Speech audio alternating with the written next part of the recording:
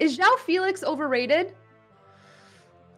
He is definitely struggling with his finishing right now. I think that the move to Atletico Madrid was a boneheaded move, and it never should have happened. He just does not fit Simeone's tactics. He does not fit that Mhm. style of play. You can see that. Well, yes, Chelsea cannot score goals right now. They're failing at that often and often and often. They're looking good in the build-up, and part of that is Joao Felix. And I think that he's shown just how silky and smooth he can be on the ball. Is he lacking in his finishing in this moment? Yes. But once he finds his form, as we saw at Benfica, I mean, he made a guy like Haris Seferovic look amazing. But what we saw at Benfica was a lethal attacker. Absolutely lethal. He could finish with both feet. But right now, it's just that final ball or that finish that isn't quite working. But I'm sort of loath to judge him right now just because nobody's scoring at Chelsea. Like Chelsea in True. general are just really, really, really, really struggling. And I think that his overall play has been pretty good. I know it's a sensitive subject for Benfica fans because you guys saw him in his best. So I always like to ask that question to anyone who's a Benfica fan. But then on the flip side, when you watched him play for Portugal at the World Cup, do you think that he was at the level he should be? Or do you think that this is a player with such hype around him and even for the price tag at times should be performing at a higher level? I think that the price tag is ridiculous. Like no player should be worth that, honestly.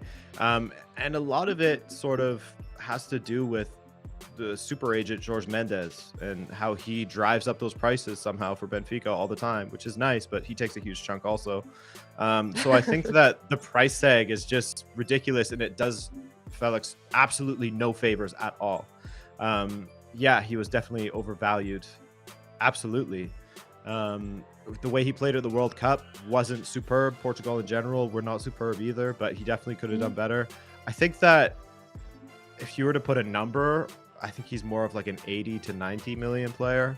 We'll see what Chelsea, if they end up making that sale or that purchase final, what number they sort of land on. But I fully understand people's criticisms of him because they see this kid go from Benfica to Atletico Madrid to not really do much. They paid 124 million for him. It's just like all these things do not add up. The deal does not add up. But I think from what we've seen at Benfica and little bits we've seen at Chelsea, there's absolutely a player in there. It's just finding that right number.